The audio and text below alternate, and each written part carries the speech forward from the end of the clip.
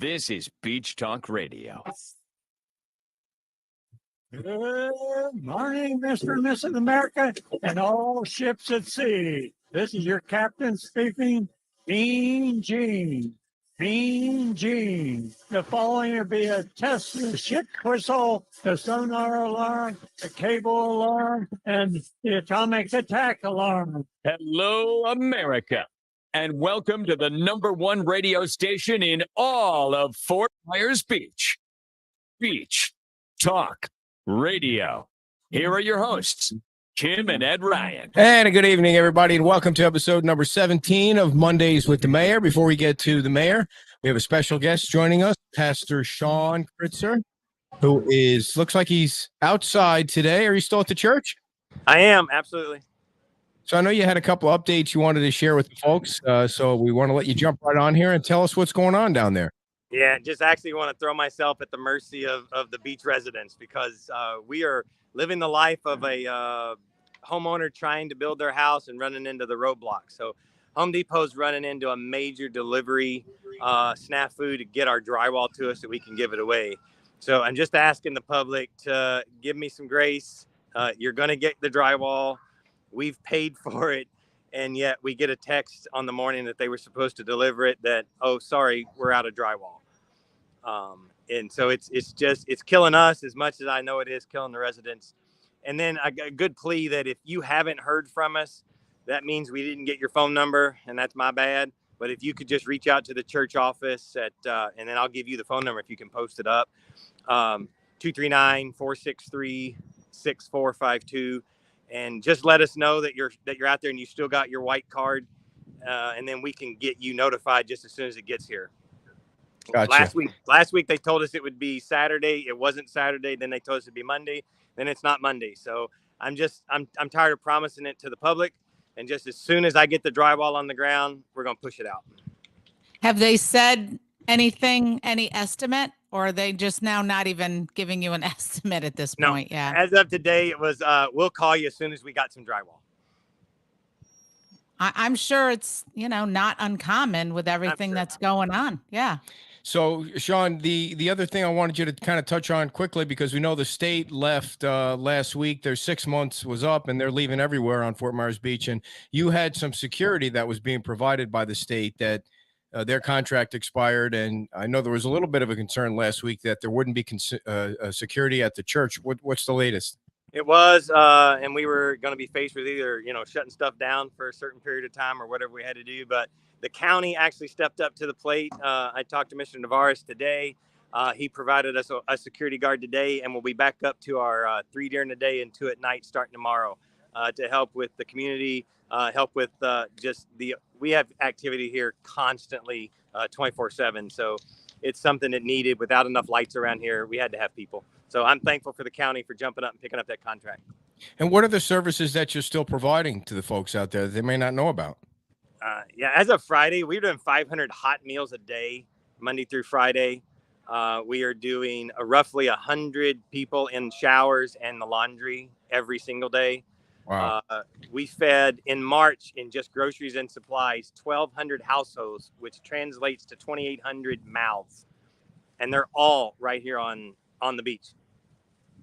Yeah, and Publix is worried they're not going to be enough. There's not enough people around that need that kind of stuff. I think that maybe if they hear what you have to say, they change their tune. Yeah, I can tell them that the need's there. I hope the finances are there for folks like that. I think there will always be a need for us to help support until everybody gets completely back on their feet. So we're here for the long haul. It was, just needing the back support's what we needed. Okay. Without Publix down there, how are you getting the stuff down to that you guys need? So we're getting some great support from the sheriff at Lee County. Commander Morgan works with a group named Mission. So they're getting us some stuff down here. Jim, which is Global Empowering Ministries out of Miami. I went to their warehouse today.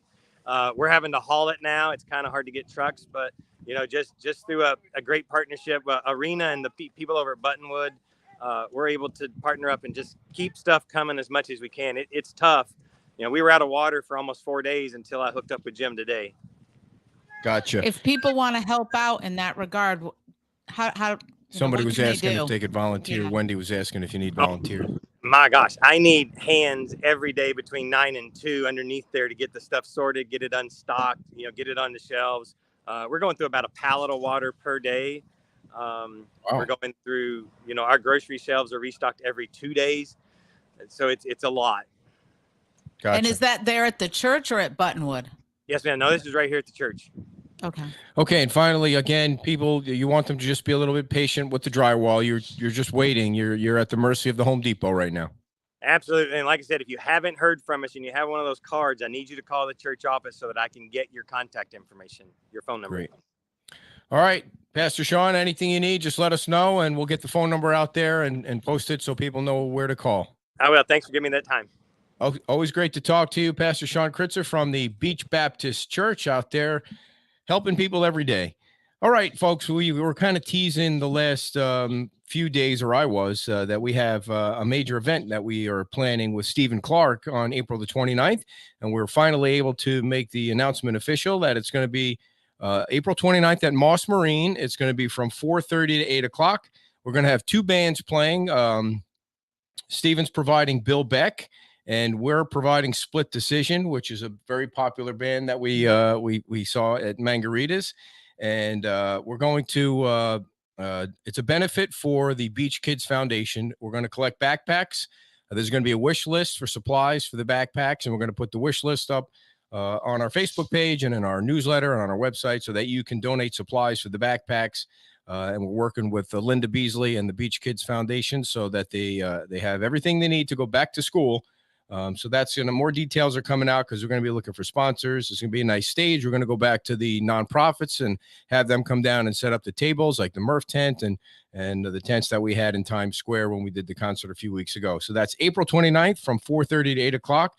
And I want to thank the folks at Moss Marine for allowing us to host this there, and Stephen Clark for his help, and the Beach Kids Foundation. So stay tuned for more details about that. I bet you didn't even know that was going on, did you? Yeah, I knew you were working on that. Oh, I see. It's no surprise to you then. Let's bring in the questions. All right, let's bring in the star of the show here is Mayor Dan Allers. He's sporting the muscle shirt today, a little relaxation after a long day of meetings. It was hot in there. Jeez. You know what is so funny about this? Like, I had on our black tank top before I walked in. I went by the bathroom, mirror, and I was like, it might be too casual. It was well, yeah, I didn't go like full on Tallahassee wear, but it was. I wanted to dress a little bit. I mean, it was. I haven't dressed that warm for a council meeting in a long time. The thing with one of them, I don't remember, maybe it was Jeff Shoebridge or something. And, some people are just sweat more than others. But I think it was Jeff was sweating bullets. The minute he came into the room, you could tell it wasn't going to be good for him because it was so hot. And he sat down for the interview with me, and you could just see the sweat coming down the side of his face. I felt like saying, do I need to get you? Hot? I don't know if it was, I don't know. I don't know.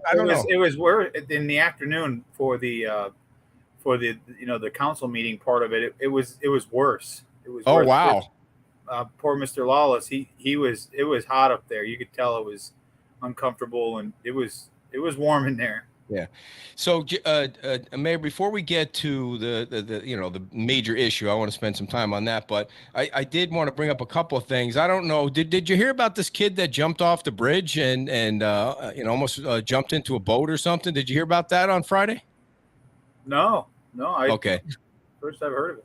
Yeah, we were at the Mangaritas for our show, and a couple of people came down and said everybody was stopped on the bridge in their car, and they're looking down, they're yelling at this kid. And then I ran into Ron Fleming, and he told me, he had heard about. I don't think the kid got hurt or anything. I think he was being a jokester. He wasn't trying to kill himself. He was being a jokester, and he jumped off the bridge and almost hit a boat down in the water there. So they took him to the hospital and the whole thing. And I think he's okay, but I was just wondering if you had heard about that. I don't think I'd ever heard anyone jump off that bridge. Well, it doesn't, I don't know. Doesn't look like it would be a very fun adventure for me. No, thank you. No. When I walk across, that's gotta hurt. Yeah. Yeah. That's up there. Yeah. I mean, that's up there. And I don't know how deep Nope. No, thank Yeah. you. And when I walk across the bridge, I got to go like this because I don't even want Yes. to look down because I'm afraid of how Yeah, high it and is. Across the bridge, I have to be on the side in case, someone gets thrown over. It'll be me because he is so afraid of heights. It's Oh, I like, can't take it. It'll be the So, it'll be it'll be the one gust of wind that yeah. that sends Yeah. over the edge. All right. So the other thing was the Bay Oaks contract, I think, was awarded today. Maybe just have to have some signatures on it. So it looks like there's a good chance if they actually finish the work in the 90 days that Bay Oaks will be open in time for the school year.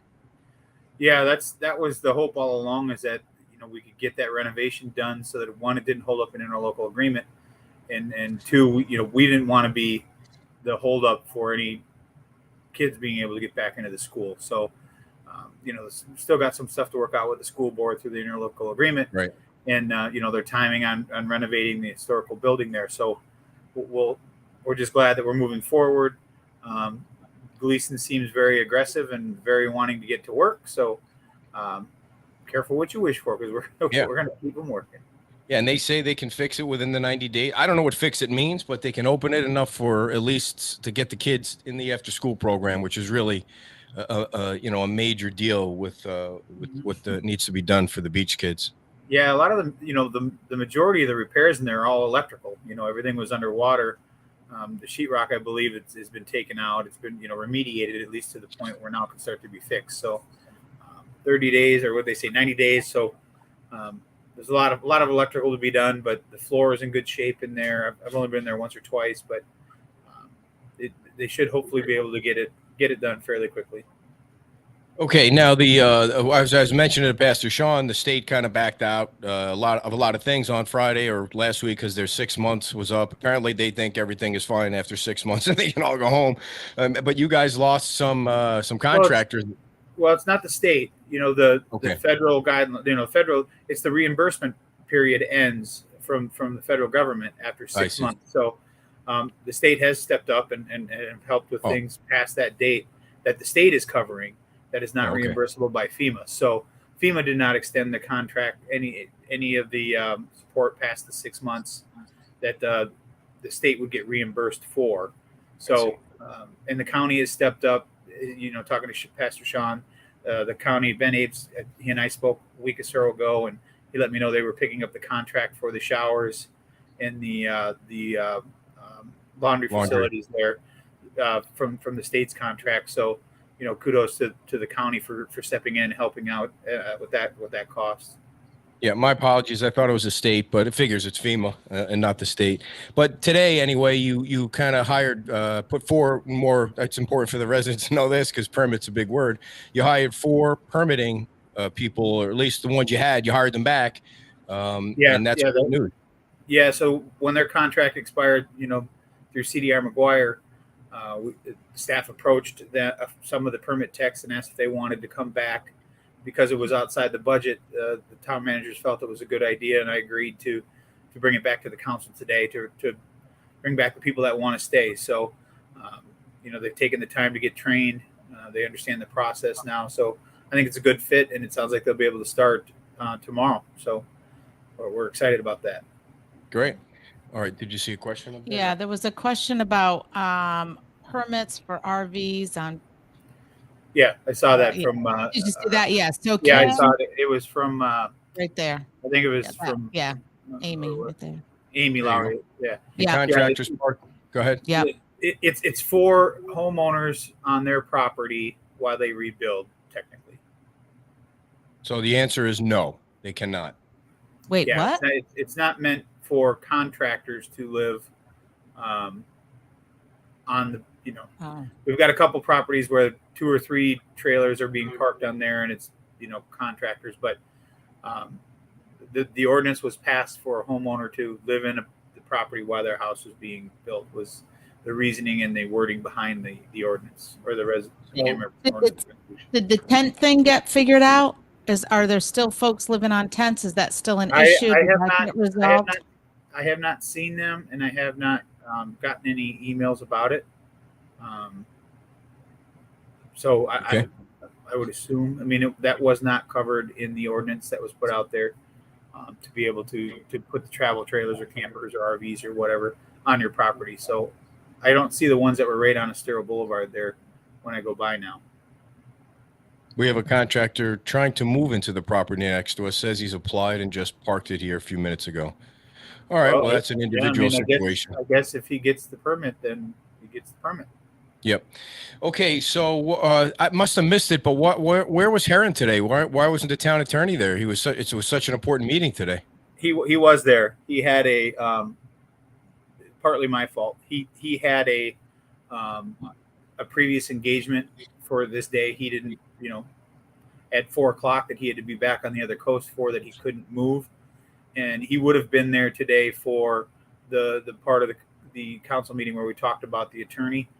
But in speaking with the town managers, made a decision to kind of flip-flop the agenda a little bit and put the selection of the town manager, potential new town manager, at the beginning versus at the end, so that people that didn't have to stay there all day to have comment about their interaction with the managers at the beginning of the day. So I'll take partial blame. But he did let myself and I believe every other council member know that he was not going to be there, that Victor would be there, but he was there today with Victor. He just had to leave before the meeting ended, or before the meeting started. Okay, so one of the things that the council is struggling with is trying to find a new town attorney. It's only one or two applicants that came in from the last RFP, and you were talking about that today. But one of the things that stood out to me is the kerfuffle you had with Veach, where you tried to explain one of the reasons that you want a new town attorney is you don't feel like you're getting the information that you want back quick enough. And you had something to do with a sign-off waiver, I think, for Bayside Park, probably that you want an example of or something like that. And you've been asking and asking and asking, but the thing that Veach, Councilman Veach, I don't mean to be disrespectful, was saying that you really shouldn't be allowed to go directly to the town attorney and ask him for something like that. It has to go through the council. If that is the case, I don't know if it's the case or not. Then why didn't Heron just say that to you instead of telling you he was going to get you the form? Well, that was kind of I completely understand Councilor Veach's position. He's been steadfast in that all along, and I don't necessarily disagree with him when it comes to the institutional knowledge and understanding. And I agree with him, and I agreed with him in the meeting today that if I call John Heron, he answers the phone. If he doesn't, he lets me know right away. He'll call me back through a text message, and he usually calls me back as soon as he can, or vice versa. Anytime I've asked him questions, he's been very informative. It has nothing to do with his knowledge. It has nothing to do with anything other than I don't feel that the responsiveness is there that we need, especially now in the time that that we're in. Things need to happen, and they change quickly, and they move rapidly, and we don't have 3 weeks, 2 weeks. And I have a very hard time when someone tells me something and then it doesn't happen, and then you have to keep poking and poking and poking. That it gets under your skin. If someone tells you something's going to happen in 2 days, you assume you're going to have it 2 days. If it takes 3 days, whatever, 4 days, fine. But weeks, that gets to be a little bit much, and it gets aggravating, and it's it holds up progress, and so many people working so hard. And this is not saying that John and his staff aren't working hard, but we're obviously not their only clients, and they have other people that they have to work for. But we need stuff when we need it, and we need it in a timely fashion, and I don't believe we get that. Okay, so do you think well, I guess you just answered that. So what the town council did was they decided they were going to you don't have to have a certain, I don't know if it's some kind of a degree or something. You kind of made it a little bit easier for applicants to apply for the job because you weren't getting a large number to choose from. So you took some kind of certification out, and then you're going to put it out for bid again. Yeah. So the RFP was put together by CDR McGuire, the state agency, the state paid for agency that was in here helping us supply some of the code enforcement and some of the building. So they also had a mission in for legal services, and they put together this RFQ to be sent out. I didn't see it before it went out. Technically we don't see the RFPs or RFQs before they go out anyway, but it went out, and one of the things that they had in there was you had to be within a certain distance in a certain county, and then also you had to be board certified, meaning that you could, as Victor you saw today, say you have, you know, it makes you an expert in municipality government or municipality litigation. It's not a requirement. I believe Councilor or Vice Mayor Vice Mayor Adderhall asked, does that put us any risk for any type of litigations? And Victor said, no, it's not about that. It's just essentially it means that you went out. I think he said there was less than 250 in the state that are board certified in this. So it's a prestiged honor. It's a lot of work. It's an optional thing that people went out and did. John is board certified. So essentially what we said is we prefer that, but it's not a requirement. And then we also said that at least to me, it wasn't important what your zip code is, as long as you're responsive. You're at the meetings on time. You're when you're there, you're there. It's for me, it's the responsiveness. We really need that in a critical time where we're at. We needed it before. We need it even more now. Okay. So that process will continue, and Heron will continue to be the town attorney until further notice, until whatever the next step in the process is. Yeah. Okay. You want to jump in at all, or you want? So of the applicants that you got, none of them had that certification? Or you've taken it out before? No, the one that applied today, or the one that submitted, where the town managers weren't sure and why it was on the agenda the way it was today, was technically their office is outside the boundaries that were put in place from the RFQ, but one of their, or the lawyer that would be representing us was within the boundaries and lived in Babcock Ranch, worked out of their home. So the town managers weren't exactly sure if that was qualified as a responsive bidder. So again, and I mentioned it, that I believe Keith has reached out to the town attorney, or not the town attorney, sorry, but the attorney that placed their bid a couple of weeks ago and has not heard back. And as I've said all along, responsiveness is key. And if you're not returning, how bad do you want the job if you're not calling back? Well, I mean, it's and again, this is nothing against John. And I said it in the meeting. If John's more than capable of legal advice, and he's been giving us advice that is protecting the town, and I fully appreciate that. And I've got no hard feelings with John. And John and I talk all the time, and there's nothing I'm telling you that I haven't said to John. And right. And it's just business. And if it lights a fire and we start getting the responsiveness, then so be it. But so far, I personally haven't seen it, and that I think is the crux of the change. Gotcha. All right. So, Bayside Park, I can ask about that now, because I think there is some progress being made on that. At least that's what I heard from Keith and Chris on Saturday when we were chatting. It sounds like there is some movement there. Well, there's potential movement. Yeah, it's one of the projects we want to get going after we had met with the state, and getting some of these projects obligated. You have to go through the process. You got to get bids for it. So we've reached out to DRMP, who was the original designers of the park. And the plans are still pretty good, so they should be able to do a bid off of that. It hasn't changed; it just needs to be repaired. So the sooner we can get those bids, the sooner we can get it obligated, then the sooner we can start getting it fixed. But unless you get things the way the process is, unless you get things obligated from FEMA, you will not get reimbursed. So if you move forward with doing the work without it being obligated from FEMA, then you're risking not being repaid for that, and the town can't make that move without knowing we're getting repaid. Gotcha. All right. So, do you feel like you got the best candidates for town manager in that room today? I know there are 80 applicants, but they weren't all qualified, so they were really starting with fewer than that, whatever the number was. I don't know if they said 27 or something, but do you feel like you got the best 4 out of that entire batch that applied? I believe so. In a perfect world, it would have been nice to talk to every one of the 80 some people that applied, but that's just not realistic, unfortunately. And I didn't know the names of the people that were selected to be brought forward until you actually knew it before I did. You saw the packet come out before I did, so you actually knew the names before I did, and I haven't spoken to any of them until this morning when everybody else did. So, could there have been a potentially better candidate? Possibly. I mean, I don't think you're going to find a perfect person. No one is going to have every single possible thing that you want.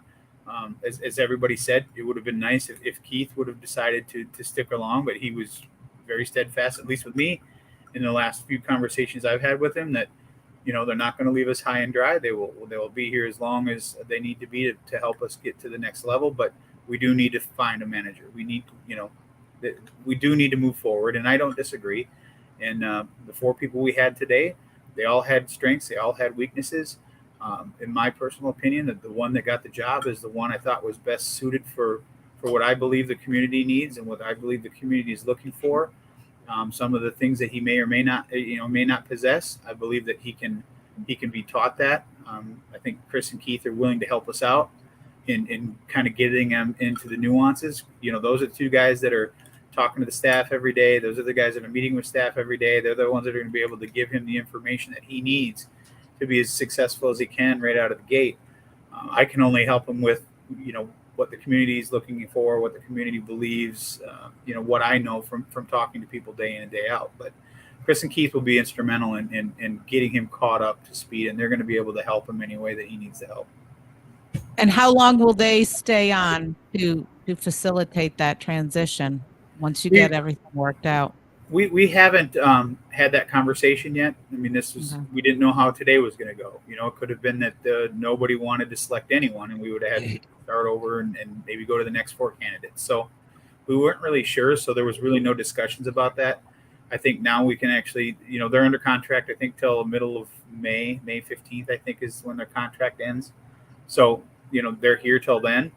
Hopefully we'll be able to get the contract worked out with Mr. Hyatt and get him in place, and they'll be here for that. And if, I'm sure they'd be amenable to sticking around longer if we needed them, whether it's a month at a time, 2 months, whatever it is, whatever it's going to take to make sure that Mr. Hyatt is where he feels comfortable in grabbing the reins and running with it. So, I'll give kudos to those 2 guys for being so open and willing to help us. Now, in the interviews that you had with Mr. Hyatt, Andrew, what did you find out from him that made you comfortable with it? Seemed like he didn't have a job at the time, or he had a few jobs that it seemed like to concern some of the people that comment on our page, the number of jobs. What made you feel at ease about all that? Well, in talking at the very beginning, talking with the town manager and the town the town manager and then the mayor from Mexico Beach, that and speaking with everybody else, it seems like the turnover with managers pretty much is 4 to 5 years, unless you get lucky and you get a really good one that can sustain, for 20 years or 10 years. But it's not uncommon for managers to make it 2 or 3 years, depending on how the election cycle goes. Right. Some people just personalities don't fit. Sometimes people need to make a change just because it's not because their management skills, they're not good managers. It just means that their management skills don't necessarily fit what the community is looking for at the time. So I didn't put a lot of weight into the time on the job. It was more, what did you accomplish while you were on the job? What did you wish you could have accomplished had you still been on the job? Why did you leave the job? Things like that were important to me. And those are things you don't get from a piece of paper. Those are things when you're sitting down across the table from someone and you ask them tough questions. And if they're honest with you, one of the questions I asked every single one of them was, as a manager, what would you say is your worst attribute? And, caught them all off guard, because most people say, what would you say is your best? They never ask what is your worst, because it's hard to critique yourself. But I think every one of them did a fairly good job. A couple had answers that I gave me pause, but 2 of them gave very good answers, were honest. But those are things that I wanted to know, because those are things I think that you can be taught. If there's things that they tell you that they, well, I'm not good with talking to people, or I don't like talking to the public, or, those are things that you can't teach. So nobody said that, obviously. So there was just general questions. I tried to save, I didn't know if we were going to have time for 2 questions each or 4 questions each when we got to the public the public part of it. But I think that the counselors did a good job, not knowing what everybody was going to ask. I thought it was good. Some of the questions that I had were relating to what Vice Mayor Adderholt was asking. Every one of the counselors asked a question that I kind of had on my list, maybe worded a little different. So it was nice that the important thing for me was to ask the questions about the financing and how you basically build a team and how you work with your team, because those are the two, to me, most important parts, along with the communication for our next town manager.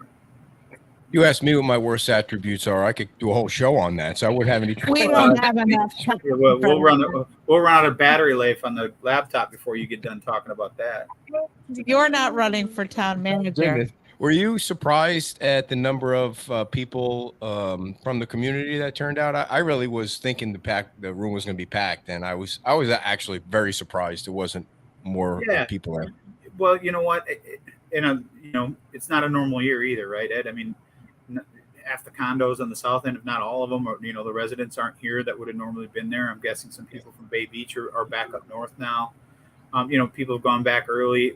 We just don't have the amount of residents here that we normally have. So although I was expecting more than what were there, but at least we can say we offered the opportunity, that everyone had an opportunity either through your program or going there in person and speaking to the people. So, or to the candidates. So, and then we added a public comment, right after they were able to talk. So, and nobody chose to speak. So, all we could say is we offered the opportunity, and if you took it, great. If you didn't and you're regretful, I'm sorry, but we tried to give you as many options as we could. To weigh in.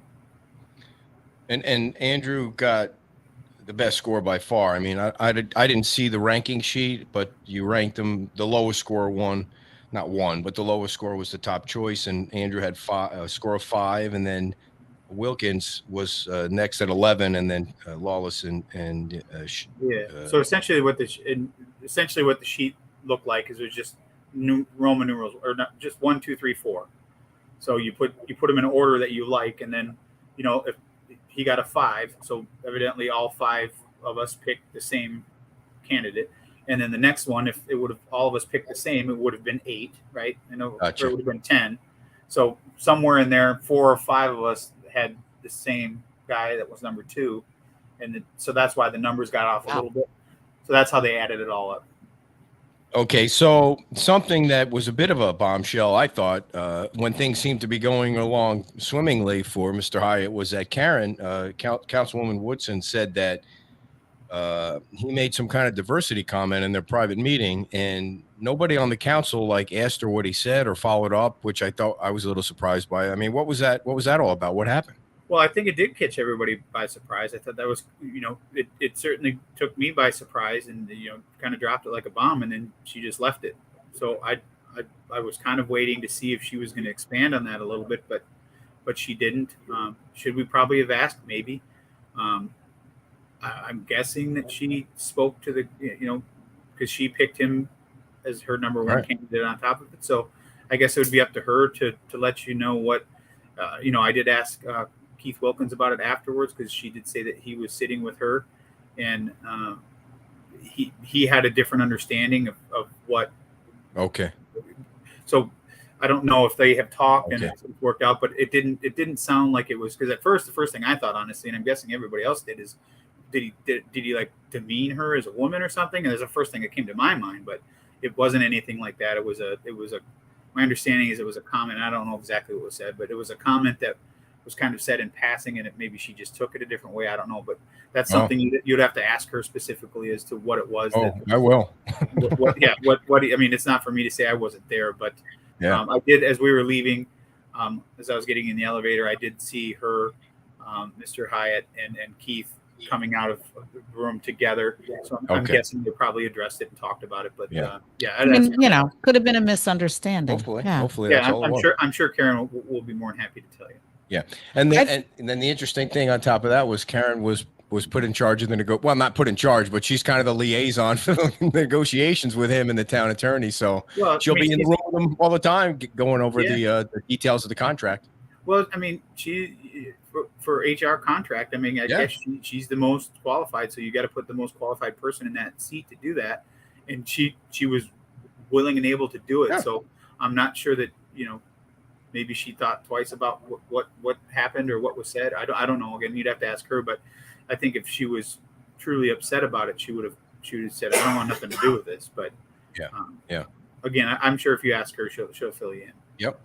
So what do you see as Mr. Hyatt's? Let's assume that the contract negotiations go well and he gets hired.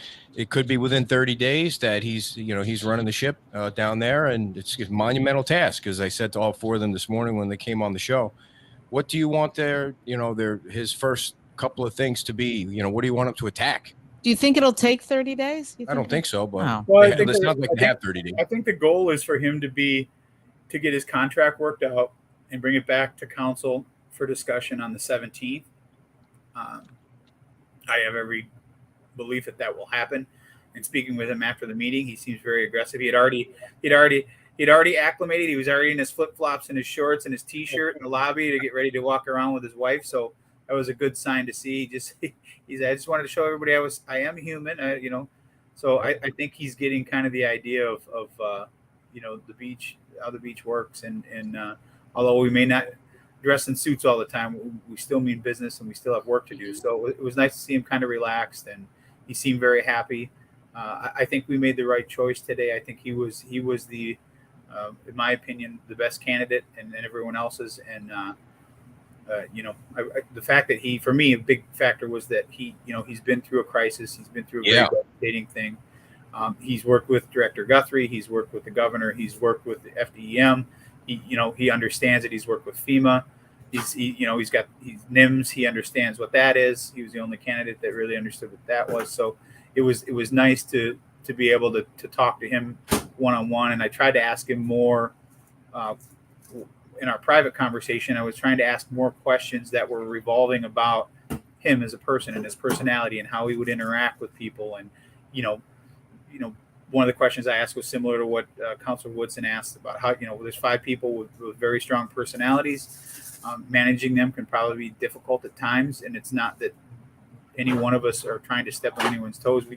We all care about this beach deeply. We all want to work to get it back as fast as we can. We want to be part of the solution, not part of the problem.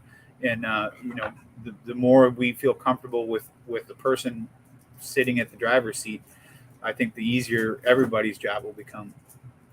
Yeah, I think when you were talking to him too, and he said that he's more old school. He's not so good, with the email stuff, but he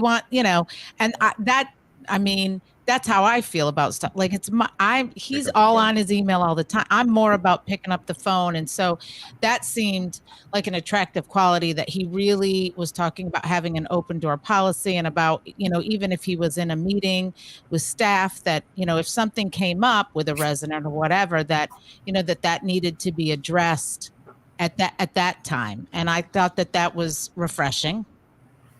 Yeah. I'm the same way. It's emails and, text messages and stuff like that. It's hard to understand, or even from letters, it's hard to understand a person's context or their mentality. Whereas if you're looking them in the face, or you're looking them in the eyes, you could tell what they mean when they say it. You could tell if they're joking, you can tell if they're not, you can tell if they're mad, they're sad, they're happy. You can tell all of that.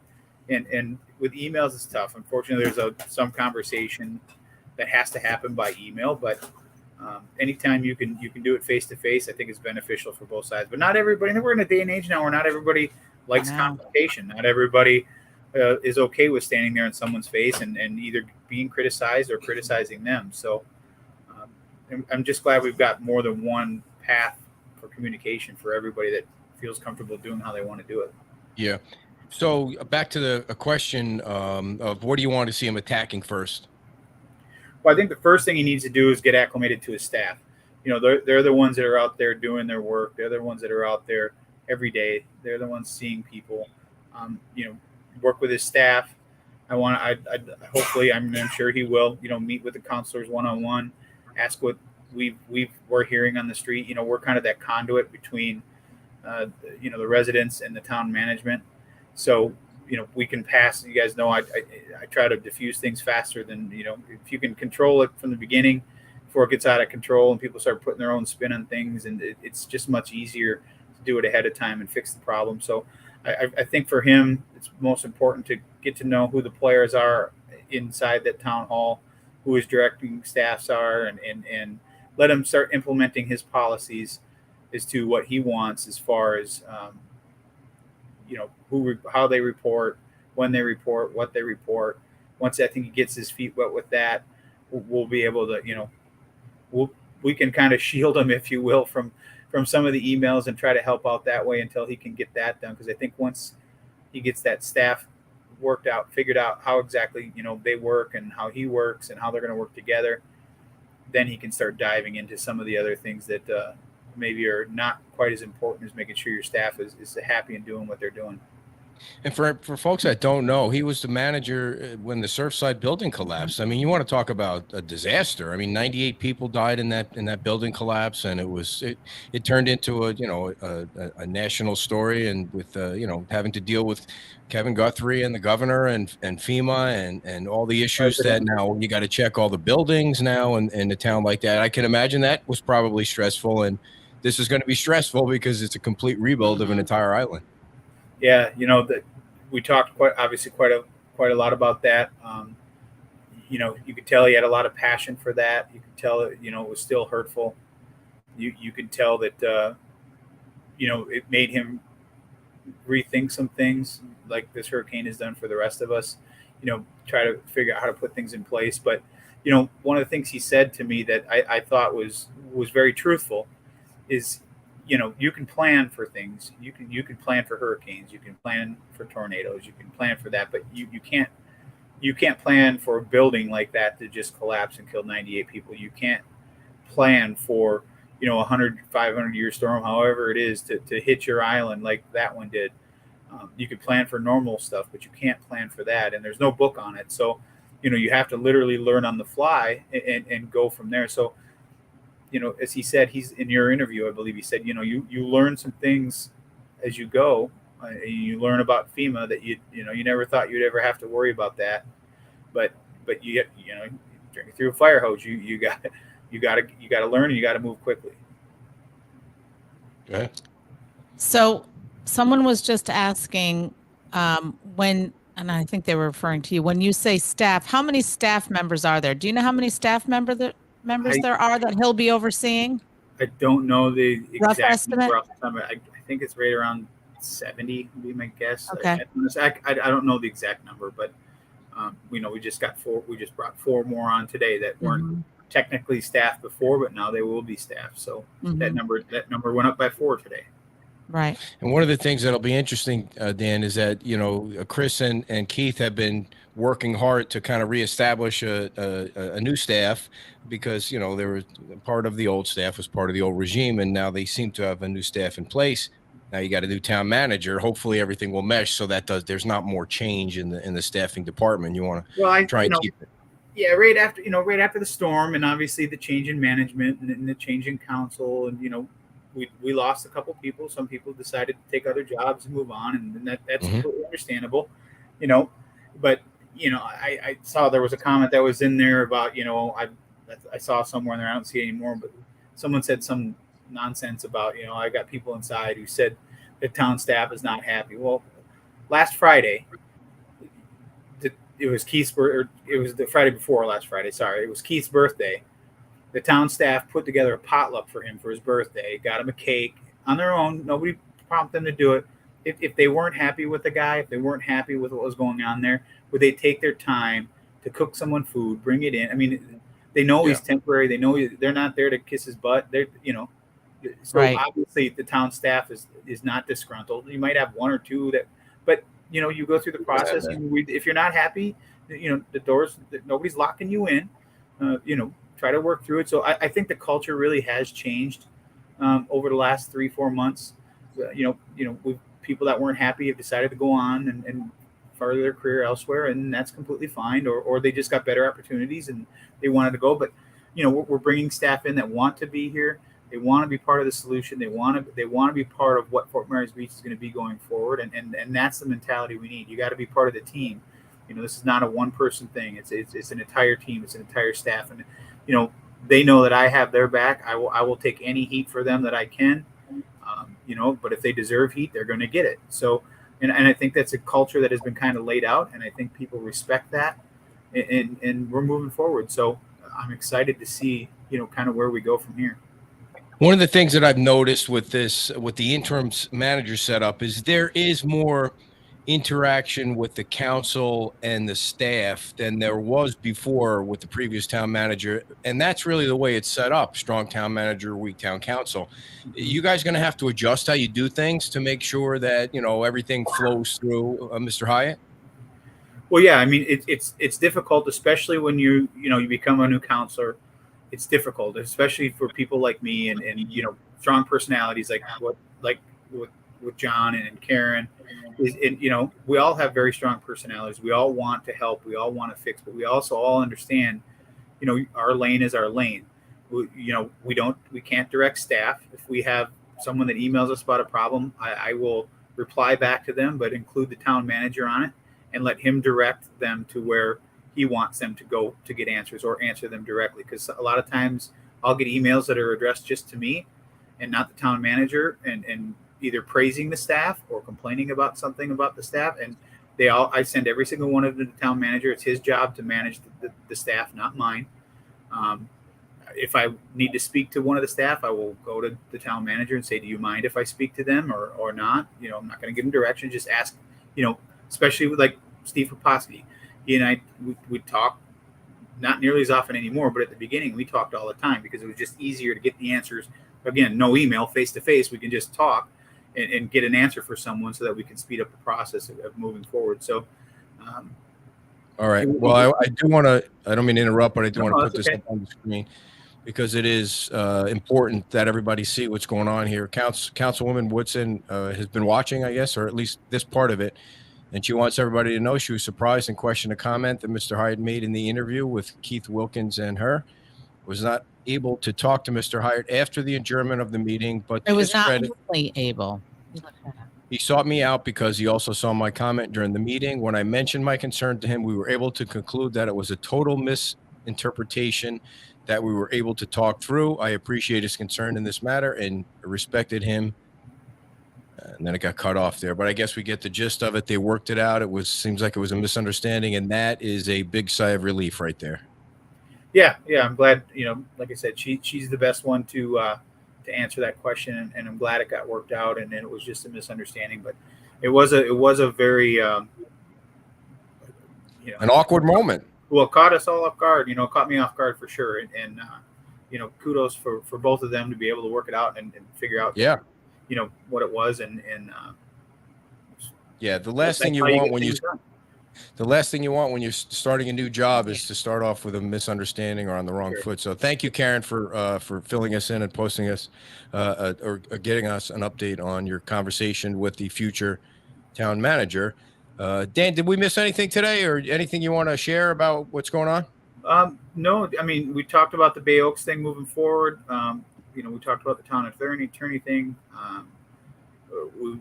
For the most part, I think we've got it covered.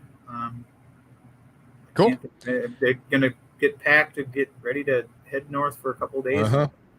And hopefully we get some good news by the time we get back. And for everybody that doesn't know, the mayor's on his way to Tallahassee to knock on doors about funding, and hopefully we'll hear back from you later in the week and you'll have checks in your pocket. Well, I don't know. It's it doesn't move that fast, but hopefully we can get some answers on where we're at with the appropriation request we put in, and it's either they break for Easter here. I think either Tuesday or Wednesday. They get to go home for a couple of days to go back, and it sounds like we'll probably get an answer, sometime shortly after Easter is what we're hoping. But we're going to do one last round robin up there with our legislatures and just keeping our names out there and giving them an update of where we are from a month or two ago when we went up there the last time. A lot has changed. Attitudes have changed, mentalities have changed. So we're looking forward to this. And this is another example of why it was nice. I can't say it enough how lucky we were to have two people for working here for the last few months to 6 months to help us through this. And, they both have very strong skill sets, and they both have different things that they're really, really good at. And Chris will be, joining me up in Tallahassee. He says he doesn't like it, but I think he's so dang good at it that he he's just being bashful, in my opinion. But And the other thing about Chris that I think is a bit of a fib is that he keeps saying that he wants to retire, and then he admitted Saturday that he's got 7 clients. I'm like, what the hell is that? How the hell are you retiring? You have 7 clients. That's not retiring. Well, he's an active guy. He gets up and like both he and Keith, they get up in the morning, they go to the gym, then they get their emails done, or they get their emails done. Hey, Cookie, they get their emails done, and then they go do their workout, and they come back. They're still active guys, and I think they still have a burning passion to help, just not full time all the time. But I consider them friends now, and I'm sure we'll stay friends long into the future. I wouldn't be shocked to see Keith down here a little more than normal. It was before. Yep. So we were pretty lucky, pretty fortunate that it worked out, and it just goes to show you that good things happen to good people, and they're certainly good people. And for sure, I think them a lot. The community is good people, and they really helped us out a lot, and it won't be forgotten. All right, Dan. Well, good luck in Tallahassee, and thanks again for your time. We'll see you next Monday. I guess that means you'll be dusting off that suit again. Well, today was just the dry cleaner. It was just a warm up. I You didn't have a tie on today. No, well, because I got such a fat neck. I can't get to get shirts to. No comment. When they button, it's like it chokes you, right? Yeah. So it's really a pain in the butt. So I was joking around with Bill today. I said, I can count on probably both hands how many times I've actually had to really wear a tie. I mean, it's not my thing, but when I go to Tallahassee, I wear it, and I tell them it takes me about an hour because I have to Google how to tie a tie. I hear you, man. And then I get it too tight, and I'm a big guy with a big fat neck, and then I make these little things like I can't even say like this big, that's not so tight because I want it to be perfect, and it's like this big and that. All right, we've heard enough about your dressing. All right, see you soon, man. All right, Dan Allard, everybody, the mayor of Fort Myers Beach, heading to the tie shop later on tonight. But before, I did want to take someone with him, like a handler, to help with before you all hang up on the show. I am a little ticked off at the people out there, and I'll tell you what it is in a minute. The folks that are waiting for the insurance check to come and are waiting and waiting and waiting. Stop the waiting. Get some help. Call Mark Dorston at Dorston Claims. Remember, these public adjusters like Mark, they do not take your money until after they get you money. So if you've already gotten money, you can still get more money. The insurance companies are playing games with people on all of Fort Myers Beach, and it's time for you to get your money. Give Mark a call at 239-849-2949. That's 239-849-2949. Also wanted to tell you about Alex King. Alex King is the man. Alex King because you see his picture on all these billboards or these little signs all over Fort Myers Beach. You see Alex King on the show. He was on the show, was it last week or 2 weeks ago, telling us about a little contest he has. If you want to sell your home, if you want help buying a home, you can trust Alex King. He lives on the beach, and his wife is hysterical, and she's the one that's fixing everything in their house. So he's got plenty of time to sell your home or help you buy a home. Give Alex King a call at 239-849-3663. That's 239-849-3663.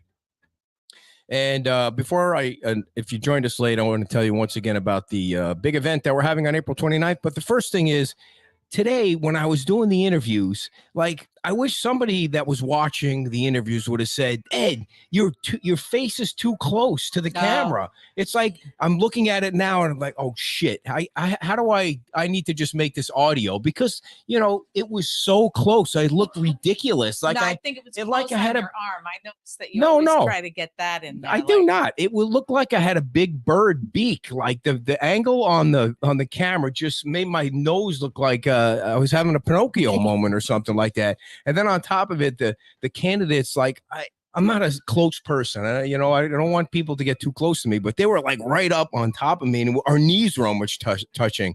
And so I would appreciate a little bit of feedback when I'm doing those interviews. That you need to sit on the other side of the camera. No, it was a totally different setup because I didn't have my table. I didn't have all the different things. And it was just, I was trying to get the crowd in the background. So you guys can give me constructive criticism and tell me to move the damn camera back. It's Believe too close me, to your face. You won't be the only people that give constructive or otherwise, just outright criticism, right? Don't forget that if you go to 239 Cafe, I do want to mention this, that you are going to get 25% off through the end of the month. They came on the show last Friday at Margaritas, and they're the folks that you come right over the bridge. They got the cafe that's right in the corner there that used to be Stone Cold Creamery, and they're doing this just for us because they're super nice guys. So nice. Twice. Yeah. I enjoy every time having them on. You can order Very, very online nice. and use the BTR checkout code at checkout, or you can go down there and just say Beach Talk Radio, and you're going to get 25% off. I mean, a lot of times you'll hear, 10%, Right. but 5%. Yeah, that's what radio stations do. They do these cheap giveaways where they give away, 10% off something, but we give away the real stuff. Well, they're associated with us, dear. All right. Finally, I just want to, for those of you that missed the announcement of our next event, I don't even want to read what people are saying. I'm not going to read it. I can't look. Cooperstown. The big event that we're having is going to benefit the Beach Kids Foundation, April 29th at Moss Marine with Stephen Clark. We're partnering with Stephen Clark. Everybody knows Stephen. I'm going to lose it here. He's providing Bill Beck. Bill's going to start at 4:30. Split decision is going to start at 6:00. And that's going to be another one of those events where you bring out your lawn chair. You get to walk around in the different nonprofit booths and see that. And Tuckaway Cafe is going to have their food trailer there. I forgot to mention that earlier today. So we're going to be looking for sponsors to help pay for this. And we'll be putting all that information on our website and on our newsletter. Am I keeping you up or something? You keep looking at your phone and does your mom know that we do a show every Monday at 6:00? She calls every Monday between 6 and 7 o'clock. Moss Marina. Moss Marina? Yeah. Do I keep saying Moss Marine? Yeah. Is there a difference between Moss Marina and Moss Marine? Is where you have boats and you put boats in. And a Marine is someone where who you have for the United States. All righty. Moss Marina.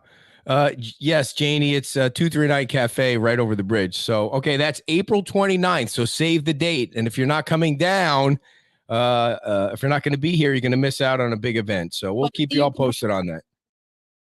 I don't know. That seems like extra work. I forgot to broadcast the last one, but maybe. But we'd appreciate if you guys came down. It's going to be free, of course, and it's going to benefit the Beach Kids Foundation. There'll be a wish list up on our site soon where you can donate items that we're going to fill in the backpacks. And you remember how the first event that we had, you could see all the toys in front of the stage? Well, now we're going to fill them with backpacks so Linda can take care of all the kids that need it. So anything you want to say about your bike ride yesterday? By the way,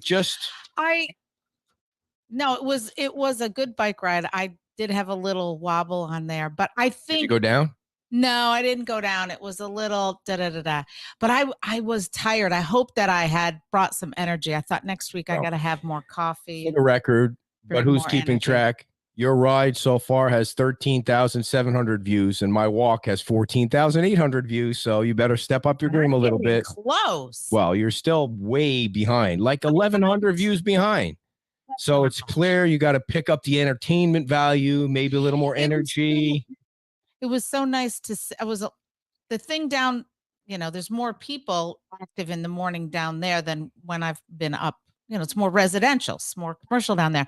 But there was that woman from Saratoga who, as I rode by, she said, "Oh, excuse me, do you know where I can get an egg?" And I was like, One egg. like one egg, like an egg sandwich or like an Easter egg, and she was very nice. She went down to Mojo's. I saw her down at Mojo's later, but yeah, from my old stomping grounds. Lori, did I do something I wasn't supposed to do? Like, did I walk on private property? If I did, I apologize.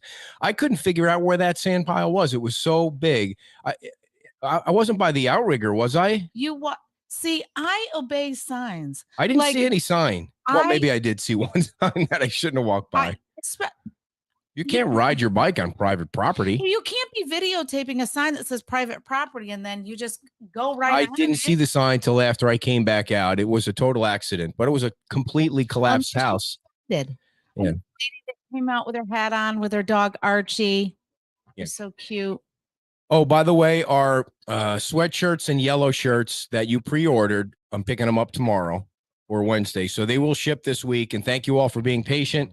We have a good vendor that puts out a good product. It just takes a little bit longer. So we're going to be picking all that up this week. And if you ordered the zip up, pre-order the zip up, we're going to ship them out this week. So thank you all for tuning in. Another Your nose does look exciting. big. Okay. Bye-bye.